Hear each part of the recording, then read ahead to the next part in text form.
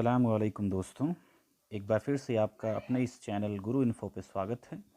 आज हम आपके लिए एक बड़ी ही लेटेस्ट अपडेट लेकर आए हैं एनपीएस से जुड़ी हुई, जिसमें सरकार ने केंद्रीय सरकार ने केंद्रीय कर्मचारियों के लिए एक नया नियम अभी संशोधित किया है, जिसके अंतर्गत एनपीएस में जो लोग हैं वो अगर पुराने पेंशन का प्लान का लाभ चाहते हैं तो उन्हें वो भी मिल सकता है, या अगर वो एनपीएस में जमा अपने फंड की सुविधा लेना चाहते हैं तो वो भी उनको मिल सकती है। तो आप स्क्रीन पर देख पा रहे हैं, पुराने पेंशन प्लान का लाभ चाहते हैं या जमा फंड की सुविधा, केंद्रीय कर्मचारियों के लिए जुड़ी हुई एक बहुत ही बड़ी खबर जो है आई है। एनपीएस प्लान, एनपीएस में पुराने पेंशन प्लान का लाभ चाहते हैं या आप जमा फंड की सुविधा चाहते हैं, ऐसे कर्मचारियों को मिलेगा ऑप्शन। यानी कौन से कर्मचारियों को ये ऑप्शन मिलने वाला है, किन कर्मचारियों को ये सुविधा दी जाएगी, ये हम आज के इस वीडियो में जानने वाले हैं कि एनपीएस में जो व्यक्ति 1/1/2004 के बाद जो व्यक्ति भी एम्प्लॉय बनते हैं या जो व्यक्ति सरकारी कर्मचारी बनते हैं, उनको एनपीएस का लाभ दिया जाता है, उन्हें एनपीएस में शामिल किया जाता है। लेकिन उन लोगों के लिए अभी ऑप्शंस दिए गए हैं, कर्मचारी को अपने जीवन काल में ही ये चॉइस जो है वो बतानी होगी। यानी ये उन लोगों को मिलेगा जो लोग अभी नियुक्त हुए हैं, और अगर वो अपने कार्यकाल में, जो एनपीएस के जो कर्मचारी अपने जीवन काल में ही अर्थात जिंदा रहते ही अगर वो अपना ये ऑप्शन भर के दे देते हैं कि उन्हें पुरानी पेंशन प्लान चाहिए या नई पेंशन प्लान चाहिए, इसमें थोड़ी सी एक जो बात है वो मैं ये बताना चाहूँगा कि ये उन लोगों के लिए है जिन लोगों की, या जैसे कर्मचारी जो जिनकी मृत्यु जो है वो कार्यकाल के दौरान हो जाती है, यानी ऐसे कर्मचारी जो अपने सेवा काल के दौरान ही मृत्यु को प्राप्त हो जाते हैं, तो उन्हें एनपीएस में जो फंड जमा है उनका वो सुविधा भी मिल सकती है। और अगर वो सुविधा न लेकर वो पुराने पेंशन प्लान को लेना चाहते हैं तो उनके लिए वह भी सुविधा उपलब्ध है।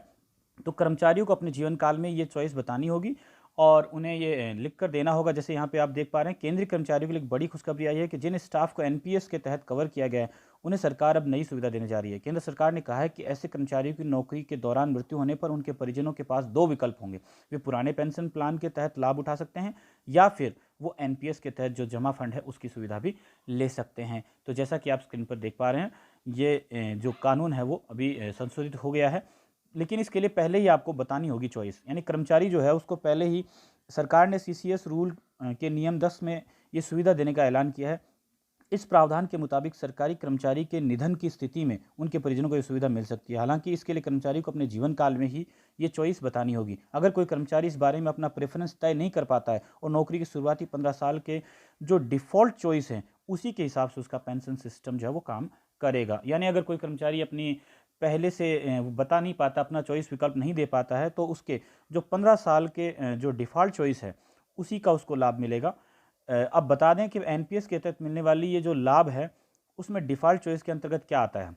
यानी एनपीएस के जो तहत मिलने वाले जितने भी लाभ हैं वो ही डिफ़ॉल्ट चॉइस के अंतर्गत आते हैं। अगर कोई कर्मचारी अपनी नौकरी के 15 साल पूरे नहीं कर पाता है, ऐसी स्थिति में केंद्र में जो सरकार है, यानी जो केंद्र सरकार है, उसके दिशा निर्देशों के हिसाब से मार्च 2024 तक पुराना पेंशन सिस्टम डिफ़ॉल्ट ऑप्शन के रूप में बना रहेगा। ये एक बड़ी बात है कि मार्च 2024 तक पुराना पेंशन सिस्टम जो है वो डिफ़ॉल्ट ऑप्शन के रूप में रहेगा। उसके बाद में अगर कोई व्यक्ति नियुक्त होता है, कर्मचारी बनता है, सरकारी कर्मचारी बनता है, तो उसको अपने फॉर्म नंबर 1 में सरकार को ये जानकारी देनी होगी। जैसा आप देख रहे हैं स्क्रीन पर, भारत सरकार के स्वास्थ्य एवं परिवार कल्याण मंत्रालय ने इस बारे में एक मेमोरेंडम इशू किया है, जिसमें कहा गया है कि सीसीएस रूल्स कि नियम 10 के तहत जो सरकारी स्टाफ एनपीएस के तहत कवर किए गए हैं उन्हें नौकरी ज्वाइन करते समय ही फॉर्म नंबर 1 में इस तरह की जानकारी देनी होती है, जिसमें सरकारी स्टाफ की मृत्यु, उन्हें सेवा से हटाए जाने या सेवा के अयोग्य घोषित कर देने के बाद पेंशन से जुड़े प्रावधानों के बारे में घोषणा करनी होती है।